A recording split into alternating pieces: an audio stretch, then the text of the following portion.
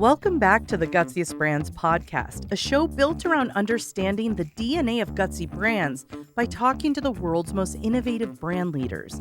Here at GutCheck, we've identified 4 primary criteria that help us measure a Gutsy brand. We feature brands that are empathetic, pioneering, bold, and those that demonstrate what we call the power of and, those that see opportunity where others force trade-offs. When we find a brand leader that we think embodies gutsiness, we invite them on the show to explore what makes them so successful and what drives them every day. Today, Rob Wengel, CEO of GutCheck and founder of Experience Innovation, chats with Paul Howarth. Paul is the CEO at Akuman Pansensic, where they use their proprietary hybrid text analytics engine to help leading businesses across the globe make better decisions. Our episode is a little bit different than usual. Rather than looking at brands through a traditional marketing lens, we're going to be focused on understanding human experience. Paul has a very interesting background as a non-marketing CEO, and I think it offers a unique perspective.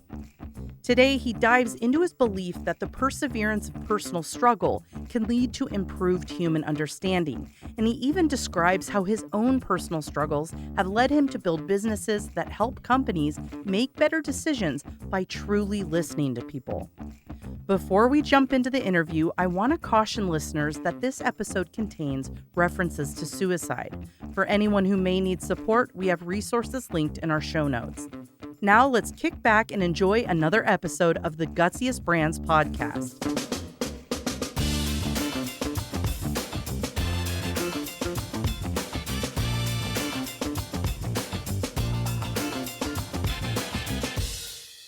Welcome, Paul. Today's Gutsiest Brand podcast from GutCheck is going to be a little bit different. So for those of you who've been listening to our podcasts, we've featured an array of guests, many of whom are entrepreneurs, marketing execs, innovators, but people who are running brands or investing in brands. And we're really thrilled today to have Paul, who's a friend and a partner to us, who will bring a very different but equally valuable perspective to what it takes to be gutsy, what it takes to grow a brand in a highly competitive marketplace. Paul, would you do me a favor and do a top-line introduction of who you are and what companies you run? Okay, yeah. Paul Howarth, I'm from the southwest of England. Those of you who are familiar with Doc Martin, the TV show, I'm just up the road from there. So I run 2 companies. I'm founder of both companies and CEO of both companies.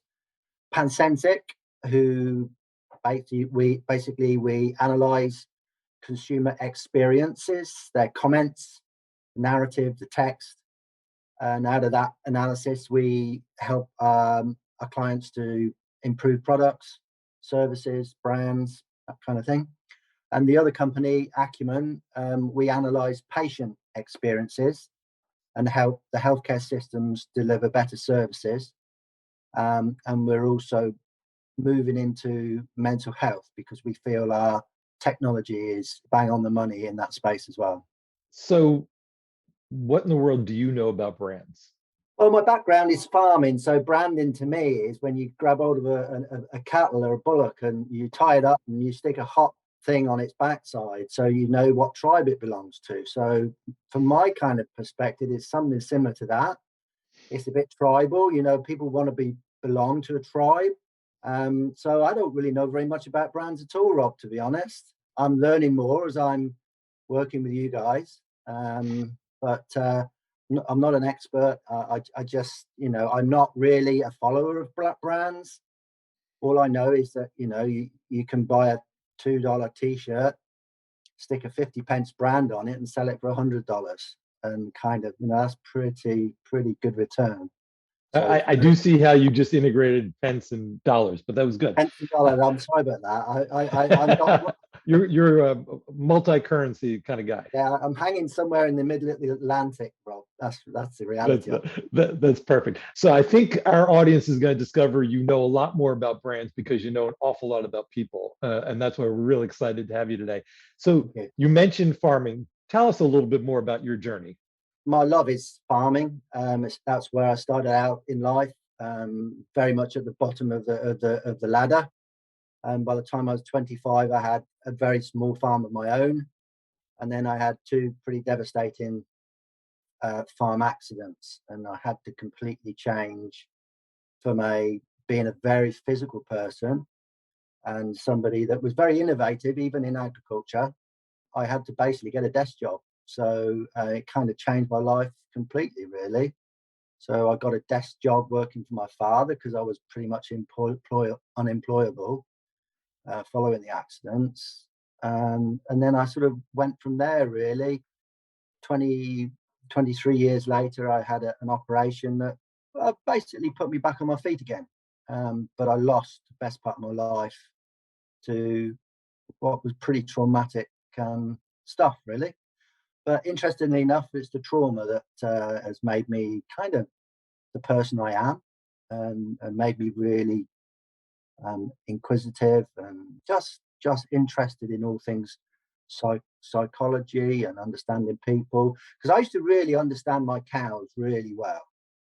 So, you know, they don't talk to you, so you have to really, really sort of get to know them really well, and you have to know how they're feeling on a day-to-day basis. So I kind of do the same thing with people now. So back then it was cows, now it's people. Let's talk about your caring and understanding of people, and connect your journey to why you're so focused on healthcare and mental wellness. So when I had my first accident, basically I was in a lot of pain, and I was told by the doctors I wasn't. And for 19 hours, and I very nearly died, had a near-death experience. I kind of come out of that experience feeling that it was pretty unjust. And, you know, I didn't want to go down the route of suing the healthcare system. I wanted to go down the route of actually, you know, can you listen to patients better, please? Because we do have a great insight into our own body and our own what's going on. So that's kind of where it come from, really, in the healthcare sector. And then 23 years of basically saying I've got a problem in my neck and this is happening, and the healthcare system saying no, you haven't. It's not. It can't happen. And in the end, they had to admit it did happen, and they found out what was happening. But it was 23 years later. So I really want people to be heard, whether it's in the healthcare sector, whether it's someone with mental health, whether it's consumers, employees. You know, I really want people to be heard because they understand what's really happening on that front line. There's nobody better to understand your products, your brands, than your consumers and your employees, in my opinion. And you, in finding ways to hear people, talk a little bit about how you've innovated around language, and how you've taken your interest in people from a mental wellness and a physical wellness standpoint, and just as consumers of products, and you've connected that to an understanding of language. Yeah, well, I suppose it started in the late 90s when I was running my father's small business, and I got all my customers in one day along with my employees, and we just had a massive brainstorming event, and I ended up with 360 post-it notes. And I went in the next day and I just couldn't make sense of it. So that's kind of where it started. And then I started developing little processes to try and make sense of it all. And so I spent the next 15 years or 10 years doing this all manually. So I used to manually take comments and categorize them, backcode them, whatever you call it. And it's boring. It's like, oh my God, it's like boring. But the end outcome is fantastically insightful. So I decided that, you know, it was about time we found a digital process to do that. And the way we do this is through basically categorizing words into various, if you like, buckets of meaning and understanding, and that allows us to work out what's really going on. So that's the journey that we've been on, really. More recently, I suppose it's not just about the tangible stuff of a product, which is like, you know, the taste and the smell, but it's more about the intangibles for me. It's more about the emotions that sit behind it, and the emotions, how that that affects your behaviors and your psychology. So it's become more psycholinguistics these days than the early days, as I learn more and as I discover more and work with people like GutCheck, to be honest, who've been fantastic for us. So I want to fast forward to kind of give people a little bit more of a picture of what you're describing, kind of what your company does. And then I think we'll move back to some of the foundational elements that kind of allowed you to get there. So you kind of talked about psycholinguistics, you talked about emotion. Talk a little bit more about what you've been able to do through understanding organic conversations and connecting that to innovation and helping companies either build better products or better services in the case of hospitals and so forth. Yeah, sure. So, I mean, one of the first places I start with the emotions. So if you can understand the people, your employees, your customers, and how they feel about their products, you really don't want to be frustrating your customers or your employees. So that's the number one for me. Let's get rid of all frustration. And you need to replace that frustration with excitement or delight or a real positive emotion. So if you start looking at what topics of conversation are around these emotional words, then you start to get to really understand what's going on. And insights actually, they do sit at a level of granularity. So, it's not about sentiment. Sentiment's positive, negative. It's too coarse. We need to go to much more detail, which is the emotions. What are their frustrations? Are we making these people angry?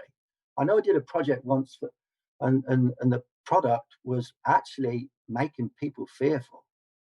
Now you've got a hell of a job to sell a product that's making people fearful. Right.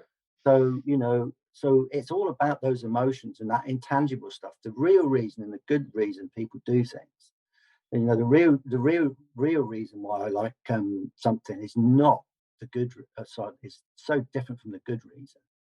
So it's all about that, really, for me. Does that make sense, Rob? Have I got that right? It absolutely does make sense. And on the one hand, it sounds so fundamental that anyone who's trying to either communicate more effectively about their brand or improve their product or service or experience, you want to understand what delights people and what frustrates or what's a struggle for people. So in some ways, that's foundational and very well understood. I think the difference in what I've discovered in working with you is your ability to go out to a really broad base of data and a broad base of conversation. So it's not limited to 1 or 2 or 10 or 30 or 200, but it's authentic and it's really broad. So I think that's one of the differentiators. And then peeling back the onion, really getting to a level of depth of human understanding that perhaps you don't get from other traditional forms of research, right? I think so, because if we look at the successful with products or projects that we've worked on in the past, it's where you get lots of comments from multiple perspectives. So when it comes to innovation, a lot of innovation tools is all about trying to get us to think in different ways. Well, actually, your customers all think in different ways. So why not tap into that crowd wisdom, if you like, or crowd experience, I would say, because it's not always wise. So if you can tap into those multiple points of view and understand the product from multiple points of view, you've got to be in a much better position. So yeah, I would say that's really important. And I want to kind of bring us to the next chapter, if you will, of our discussion, and dig a little bit deeper in. You've got a very personal commitment and passion around health and mental wellness, and you've studied mental wellness and what causes suicide. And this is going to be a little bit uncomfortable for some, but hopefully people will get to where I got to, which is this very meaningful foundation I'm going to ask you to describe. Also, in addition to potentially helping us improve people's mental wellness and reduce suicide, we found some analogs, or you found some analogs that also connect to how people interact with brands. So let's first, if we can, talk about how you studied mental wellness and suicide and some of the patterns you've been able to uncover. Yes, sure. So first of all, my first study of mental wellness was actually with myself, and what I went through as a result of having life-changing trauma, and how I had to come to terms with that over a long period of time, which was very difficult. But so that was if you like, my grounding in it all. I tried all sorts of different therapies and to try and improve my emotional resilience and my performance as an individual, because it started off as, I don't want to feel so crap about my life, but it ended up, well, I'm actually, as a result of addressing this stuff, I'm feeling better. But what could I be if I really improve my emotional fitness, like physical fitness? So that's where it kind of started, Rob. More recently, we use a bottom-up approach. So we found 200 handwritten suicide notes on the internet. We typed them up, and then we put them into the software to start our analysis. We found 34,000 mental health comments that were readily available in the public domain. We scrape them, we put them in our database. We deconstruct them all and find little snippets of little gems of information, little phrases, it could be figurative speech, it could be metaphors, it could be how they feel, their emotions. And then we start mapping these little bits of speech to try and understand holistically what's going on. And at the same time as doing that, we take a top-down approach. So we not so much me, because I'm not an academic. I find that very difficult. But my team takes a top-down approach, looks at other people's models. And what you find with a lot of academic models is that when you work with a bottom-up approach, there's bits missing. We can fill in the gaps a bit around these bits. So we've ended up studying also 72 song lyrics, and you start finding patterns in these lyrics. And there's a great pattern in Kurt Cobain's last song, and I think there was 12 mentions of the word I. There's 42 mentions of the word you, and there was no mentions of the word we. And that's because Kurt had completely disconnected. And it's that disconnection which was a key thing in the suicide, if you like, that pathway to transition to suicide or not, or to therapy and to progression. So, but right at the beginning of this, and it's so applicable to employment, it's so applicable to consumer and the brand as well, because right at the beginning of this model is distress. And that's in terms of suicide, that's some kind of trauma probably. And there are like something like 37 types of trauma, and some trauma is quite on the surface, some is very, very deep. If your interpersonal relationships are strong, you are very likely to deal with those distresses and those traumas. But if it's not strong, you find it very difficult to deal with it on your own. And you end up, the third step of the, if you like, the model, is you start to feel hopeless and trapped. And then what happens then, you start to disconnect. So if we think about that in the terms of a brand, it could be there's some distresses in the brand. It could be the ringing up the call center and you're getting nowhere and you're frustrated. And then you think, oh, it's really hopeless me still dealing with these people. It's driving me nuts. And I feel trapped. Well, I need to break out of this, or I'm just disconnecting from this supplier. I just can't be doing with them. Disconnecting. So in the suicide world, we disconnect with our loved ones, with our family, with society. Actually, the biggest one is when we start disconnecting with ourselves, and that's called disassociation. And so the next step is that I want to get out of this place. And this is where we start to sort of have a strong desire to move on. That might be moving on to a different brand. It might be moving on to a new employer. It might be moving on to suicide for some people, or to therapy for others. And it's this bit is the switch, really. It's this desire stage is the switch. And from then on, it's about setting the intention and making plans to move on in one way or another. So the whole, and you were the one actually, Rob, who pointed this out. You said to me one day, Paul, if you can figure out this suicide thing, it is going to be so relevant to the consumer space. And you were very, very, very quick to spot that, Rob. A very difficult subject, and unfortunately, with the world we've lived in, suicide rates have gone up over the past couple of years, not down.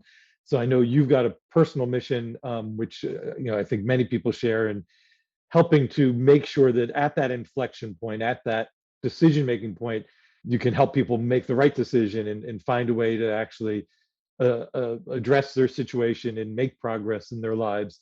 So I know that's your desire. So if we think about it from the positive side of how do we prevent, obviously, suicide, but in the more self-serving side of brands, how do we prevent people from leaving our brand and actually staying loyal and sticking with it?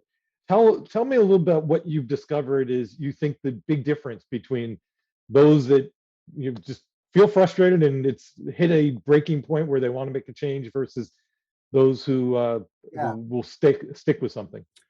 I think you got to go back further back down the if you like the model, and it's all about interpersonal relationships. So in terms of suicide, if you want to support somebody that's suicidal, it's about making connection, making meaningful connection without judging, without criticism, without just being there, just listening and listening and listening. So it's very much about making that connection. And that takes a degree of empathy and a degree of compassion. So if we then look at a brand, if we want to create more connection with our customers, then we have to get in that, understand what we look like as a relationship. What does that relationship look like? What does that call center feel like to our customers? How does all that work? And it's about understanding that and improving it. One of the big things is trust. Trust is so important. And if we look at the world today, we can't trust any of this data that's coming out. We don't know what to believe anymore. If you analyze loads of comments across society, which we've done, biggest frustration is I don't know what to believe anymore. So that is a breakdown in an interpersonal relationship. So if, for instance, society was a family, the mother and father in that family, which is the leaders of our society, would be telling children lots of lies. No, that's not going to work. That's not going to work. And our brands are the same. We've got to be very honest with our people. We've got to try and can help them with their distresses. And what's coming down the road is, I think, it's a lot of distress and trauma. And with the absence of that empathy and compassion at our national leadership levels, I think the onus is on organizations to lead a bit. Well, let's talk a little bit more about that. What are you observing in terms of the societal concerns and societal challenges? Let's expand upon where you were just going, if you would, on trust and information and where society goes. And I think you have some perspective on how different generations are experiencing the world today as well. It's a big, complicated area, but I the way I view it and the way what I see is going on is that, it's a bit like if your organization's only value was making money and you never had any other values in that organization, you'd probably make money, but you wouldn't have a happy workforce, and you would probably struggle, especially with the newer generations, to keep hold of people, because the generation Y, generation Z to come, that they don't live to work like our generation. They will be much more values driven, and they will want to be associated with better values. So I think what's happening is that our society's vision is money, really, and money isn't really a vision. Money has no values. really. We've got to be very careful. There is no empathy necessarily in making money. We've got to be careful that yes, making money is nothing wrong in it, and it's good, but we have to be really careful that we don't prostitute our values. We don't lose sight of empathy. We don't lose sight of, we can't make money at the expense of the future generations' lives. I think part of what you and I have had this conversation a little bit, and we're going to expand upon it now. So part of what I'm hearing you say is there are generational expectations around values, which are really important. And then connecting it to something you said a couple minutes ago about with everything that we've experienced in the world around us over the past 2 to 5 years, there's a lack of trust of institutions. So I think part of where you're going is if we can't trust government, or a lot of people don't seem to trust government, and we can't trust the institutions we've relied on, you think that there's a role for businesses and brands to really fill that vacuum, right? Yeah, I mean, if we look at the word crisis in Chinese, the word crisis means danger and opportunity. And we've been through a lot of crisis recently, and we're going through a huge amount of crisis in Ukraine at the moment. But that does bring with it an opportunity, and I feel that vacuum will get filled with something. Now, if we're not careful, it will get filled, as a society, will get filled with the wrong thing. This is the way some of the extreme leaders of the past have got into power, because they've seen this vacuum and they've filled it. Whereas, as leaders of our corporations, we need to take a longer term view. We have a great expression in farming, and that expression is live like you're going to die tomorrow and farm like you're going to live forever. And we need to take that longer term view in our organizations. If we want in 10 years time to have a good share price, we need to have a lot longer view of things than just the short term 2-3 years. And I think that's really important. So there is a big vacuum coming. There's the other big vacuum is that the next generations are going to be so focused on the bottom of Maslow's hierarchy of needs, which is all about safety. They're concerned about the climate, they're concerned about employment, the economy, and they're lacking in things coming down of opportunity for them, a lacking of purpose, of meaning. And so I think the real opportunity for our brands and our organizations is, how can we give these young people something to live for and a bit of purpose, because they're having it stripped away. And they're going to be so focused on this safety. And what's happened with COVID is it's reinforced the need for safety. What's happening in Ukraine, it's reinforced the need. And this trauma around safety is going to change the way they are, the way they feel, and their behavior going forward. So using Maslow's hierarchy, so I think part of, if I understand where you're going with this, coming back to marketing and brands, the interaction that people would have with brands and experiences with products and services and apps and so forth, if we were living more at the higher end of Maslow's hierarchy, things that might seem frivolous are available to us. But if we're so focused, if we're so engaged at just the foundation of the hierarchy, just health and safety and wellness, we don't free ourselves up to enjoy life and enjoy brands and experiences in the same way. I think so. I mean, if you look at our generation, Rob, we probably didn't have to worry too much about the bottom end of Maslow's hierarchy of needs, those safety things, maybe odd occasion. And we've been very much living our life pursuing that self-esteem, really, and that wonderful stuff at the top.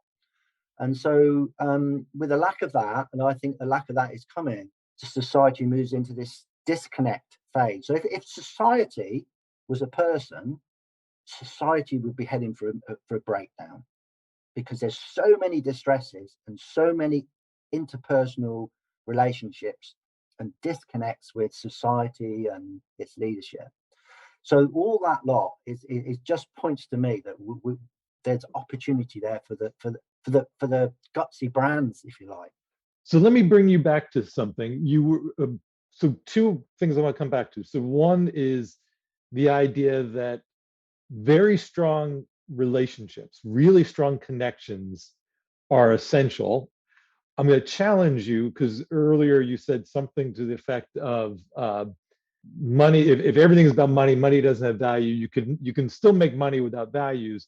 But I think where I heard you going, and I don't want to put words in your mouth, is if brands and companies don't have those really trusted, authentic relationships with the people they're selling to, serving, they're actually not going to make money. Because they're going to lose customers, right? The old customer was very concerned with perhaps image, perhaps wanted to be associated with a Nike tick or whatever, and that really did it for them. If the new generations are so focused on safety, that if they're so focused on all those other things at the bottom of it, you've got to tick that as well as tick the high-end stuff. So I think what will happen if you don't tick those things, it's because they are the needs. They are the new needs of the next generation, Rob, actually. Right. That's a better way of saying it. Right. The new needs is I need to be safe and I need a bit of purpose in my life. Now, if a brand could connect to those two things, it's going to be a more successful brand than its competitor, who's perhaps not so gutsy and not so empathetic and not so in tune and connected with a customer. You shared with me, you think that there are a couple core components of brands that are really relevant, but one in particular, as you look at kind of the hierarchy of the four things that matter most to brands, but one that you think will be the engine, right? You want to talk about that a little bit? Yeah. So with my profession is an ontologist. I'm somebody that studies the meaning of words and categorizes the meanings of words. So I use a few tools. One of the tools I use is the TRIZ law of systems completeness. It's kind of a little innovation model. And there's various aspects to this model. And there's one aspect of the model called coordination. And for me, that's about brand strategy. There's another part of it is the engine. And for me, the engine of a brand is its persona and the culture that it creates for people to associate with. And if we go back to what Drucker said, culture eats strategy for breakfast. So whatever you build into your brand persona will absolutely eat your brand strategy. So you better get that bit right. So once you've got that brand persona, that culture right, then you've got to feed that into the next part of the system, which is called the transmission. And that's your products, your brand, and the attributes of your product. So that persona needs to be almost integral in every part where you can make it a part of that attribute of that product. Then you got the tool in the system, and the tool for me, the tool is the design, the communication of all that.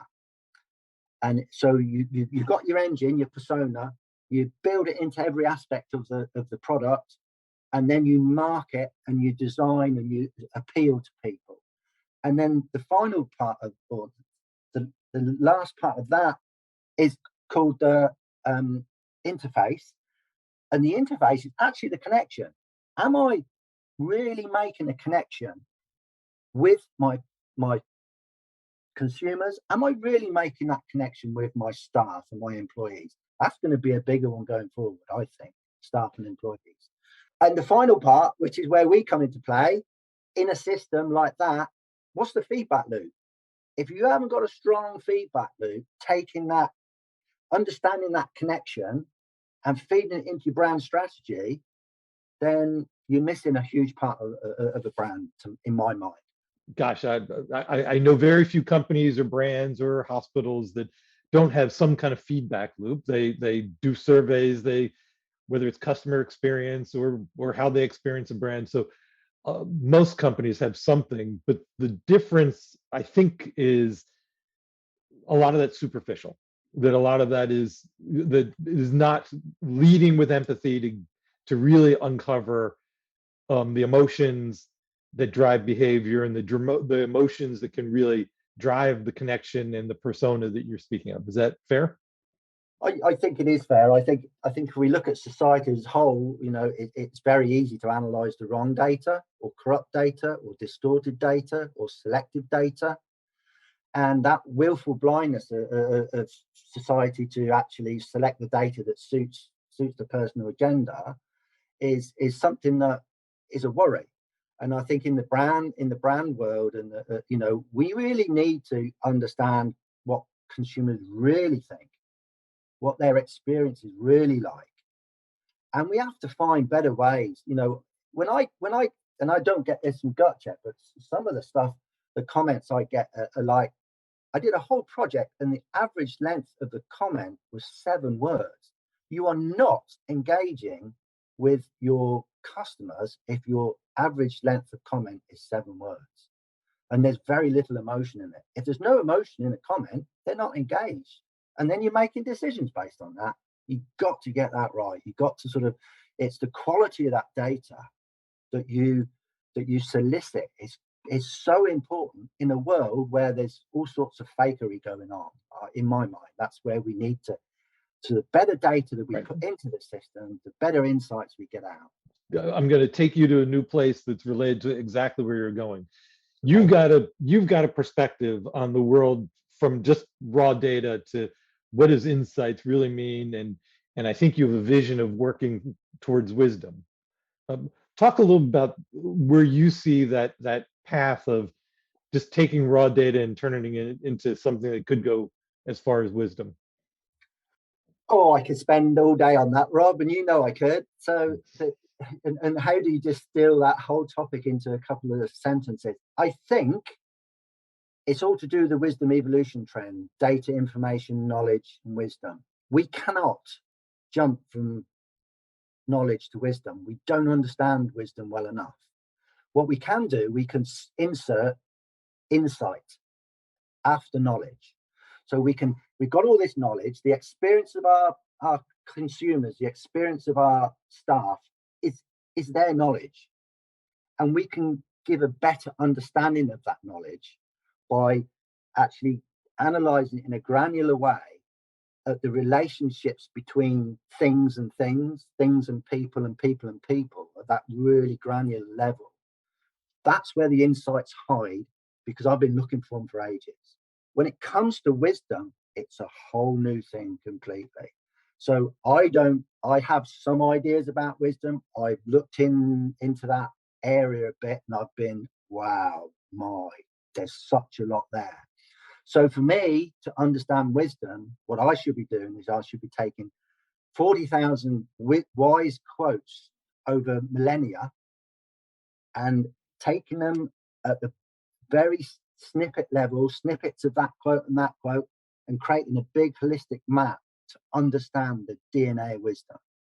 Because, if we don't start becoming wise as a society, the future's got to look a little bit bleak. Because, this artificial intelligence, we do not want to be making the same kind of mistakes faster that we're making now, based on numbers. We've got to be a bit smarter than that. My vision from that is I want to build wisdom into artificial intelligence. So it's got to be wise. If it's not wise, it's not going to work. That's a real challenge for artificial intelligence, because, it's not just about the numbers. It's what you teach the machine. If you don't teach the machine to be wise, it will not be wise. And if you don't know how to teach wisdom, you can't teach the machine. And if you don't understand wisdom, how can you teach it? And I mess about in this space a lot, and I don't understand it. And I need to understand it so we can then teach the machine to be wise. So in your vision of teaching the machine to be wise, your current focus is much more on at least teach the machine to be insightful, at least teach the machine to be empathetic. Is that fair? Absolutely. I think for me, what's really spooky is that I parked the wisdom stuff, because actually, if we understood wisdom and we gave it to society to be wiser with, actually society doesn't want to change enough. So we have to find ways of helping society change, and that's the suicide model, because I need to change as a person. I need to improve my interpersonal relationships. I need to deal with my stresses. I need to get in a better place. I need to deal with my own personal emotional fitness. And society needs to become much more emotional resilient and fitter before it can then adopt wisdom. You can't adopt it if you're not in a good enough place, and we're not in a good enough place. So I've kind of sort of changed my tack a little bit to try and say, well, look, how can we make change work better? And that is by understanding that transition in suicide that applies to everything. So let's come backwards a little bit. How'd you go from farmer to innovator to entrepreneur to the guy who's really caring deeply about society and wisdom? I care really deeply about the environment and the animals and the trees. But my focus for the first 25 years of my life was to focus on how I could help nature, if you like. And then I realized that actually, unless mankind becomes wise, no matter what I do in that space, it's not going to be enough. So then I turned my focus to wisdom. So I don't know, Rob, really. I think it's through the trauma that I experienced and the actual repositioning of myself and the rebuilding myself. So if you can imagine the bionic man of when we were kids, he had metal bits and he did this, that, and the other. So I kind of had to rebuild my persona, really, as somebody that was an introvert, totally focused on the farm, didn't really want to step outside the farm gates, and very happy in that, to somebody that actually is focused on understanding people and wanting to meet people. And I don't know whether I answered your question at all there. Well, and we're thrilled that you're concerned for the environment and you're concerned for people who have intersected, and that you're sharing it in a way that actually can help businesses and brands connect much better with the people that they're serving. We're going to go to a couple lightning round elements.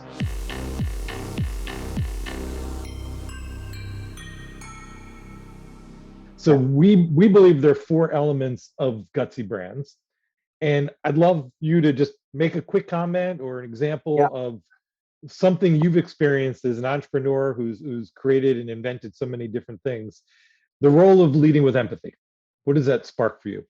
So that sparks less testosterone, more oxytocin, I think. So I think we need to be empathetic. We need to be compassionate. I think women are much better leaders in that space than we are as men. It doesn't. So I think that's an important thing. Without that empathy, you cannot connect to people. If you cannot connect to people, how can you have a brand that connects? It's kind of where I'm sitting there. Pioneering new paths. You've frequently said that while you're running 2 businesses, you just want to be the inventor in the shed. Yeah. Talk about pioneering new paths and how that resonates with you. Well, I think the world is changing so fast. We can't stay the way we were. We have to find different ways because it's changing so quick. The old rules do no longer apply, and so if you don't find those new paths, if you don't find that new stuff, you're history. You're a dinosaur. So for me, that's why that's so important, and I agree with it. I'm sure you faced a lot of naysayers. So how do you go about standing behind those ideas as you do invent and come up with new paths? Well, I come across an awful lot of naysayers, and I suppose in those initial days of developing what we've developed, I didn't even understand what I was doing myself, or I couldn't explain it. So, but you have to dig deep, and you have to hang on to your goal and your vision. And my goal and my vision was to help society, to help so that society could be more wiser, so that it could treat the environment better. And it's just hanging on to those core beliefs that saw me through those dark times when I really had to be strong. We all face trade-offs and compromise decisions. How do you approach those decisions, or how do you avoid having to make too many trade-offs? I think from my point of view as an innovator, a trade-off or a compromise is more optimization rather than innovation. So I kind of, if I see that, well, why are we making this big compromise here?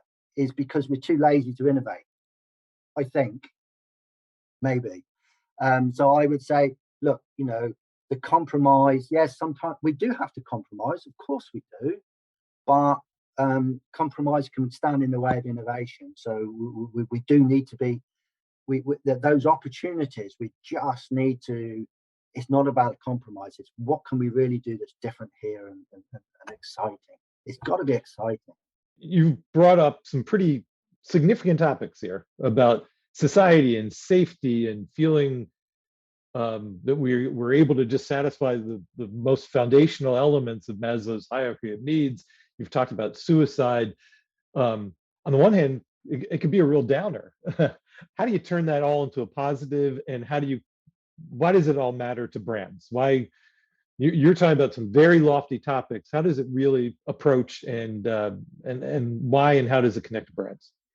It comes back to where society is for me, and society is at a bit of a, it's starting to disconnect and fall apart. I've only got to talk to my friends and neighbours, who ordinary people, and they all feel it. The amount of people that are on antidepressants, the amount of people in the last 3 weeks that I've spoken to who really started to struggle because of what's happening in the Ukraine. So if we have to do something, we have to stand up, and we have to be leaders. There's a lot of talk about being thought leaders, and a lot of people that think, want to be thought leaders, but we got to be doers now. We're not just about thinking about it, we've got to do it. So we've got to basically do it, not just talk about it. And if I come back to one of the key points, I think, is that real importance of very strong interpersonal relationships and connections, that helping people feel connected. And that's kind of where it really comes back to. And by the way, I've been thrilled and to see the number of brands who've made values-based decisions, and they're doing it around the environment. We're seeing it happen around standing up for freedom and for humanity in Ukraine. So you would argue that the brands which we interact with, hundreds of brands every single day in our lives, have a real opportunity to help forge really strong interpersonal relationships. But we got to live our brand as well. It's not just about talking about doing something; it's about doing it. Right. So I think that's the key to it for me. Is that now's the time for action. Because we can't kick the can down the road forever. All right, so now we're gonna close out and get a little bit more personal, although we've kind of gotten personal, with a different kind of lightning round. What are your hobbies, and how might they connect to your mission in life? I've got a small field that overlooks the Atlantic, and I plant trees and flowers, keep bees. My bees are fantastic. They teach me a lot every day. It can be quite brutal, their way of life, but they teach me an awful lot. And I can look at a bee and I can tell how it's feeling just by looking at it. And that's such a pleasure. So what do bees teach you about life? They teach us you got to live together. We cannot be solitary. We cannot disconnect. We are about connections as a society. We are all about connections. And when you disconnect, you fail. And so if the colony disconnects from the queen, the queen either gets booted out and they breed a new one, or the colony dies. So the disconnect doesn't work. You have to reconnect. I write poetry, write some music, and I play guitar. For me, that is about getting my head in a different space, and jamming, if you like, and connecting to the universe, as I call it, and just getting lost in that world, really. What else do I do? I love my extreme beach cleaning. I kind of take the view that I might not be successful with some of my loftier ambitions, but I can certainly go down the beach and pick up a load of rubbish. And I've picked up some 700 bags of rubbish off the North Cornwall coast. Some of it is a mile trip and up 500 feet to take it to the car, to take it to the rubbish.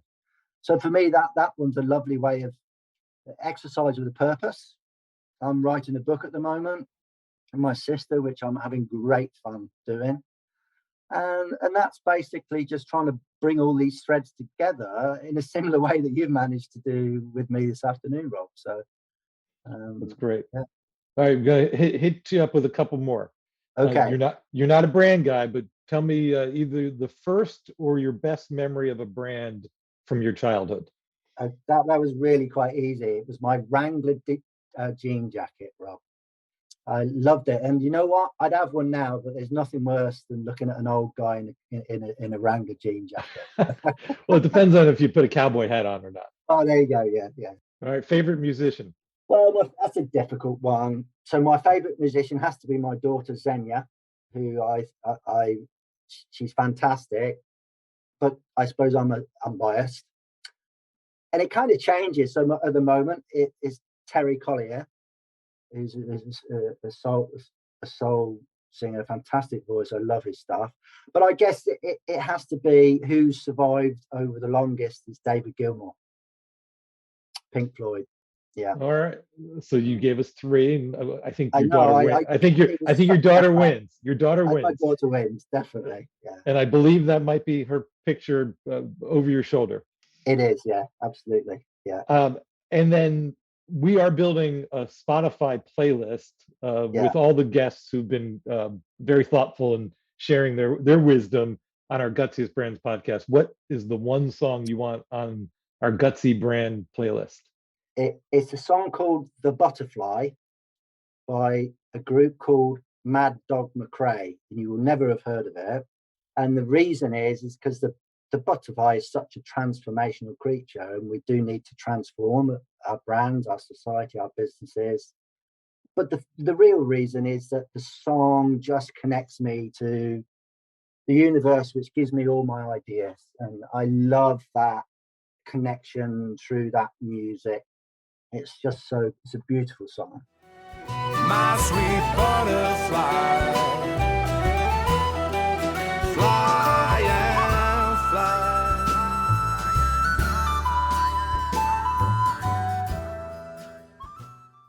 So that they will not be on the Spotify top 40 list?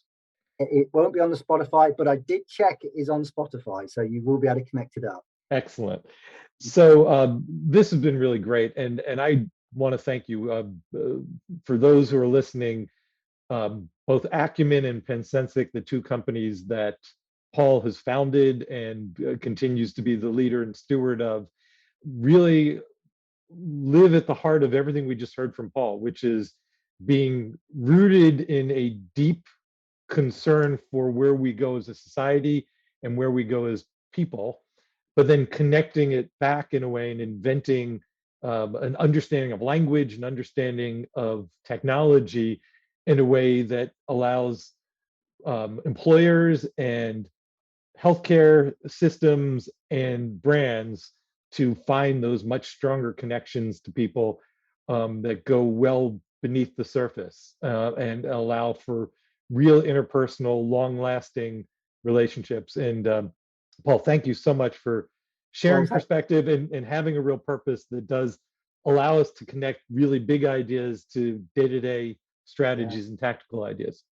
Well, thank you ever so much for giving me the opportunity to say it as I feel it, which is really nice to be able to do that. Thank you. Very good. Thanks.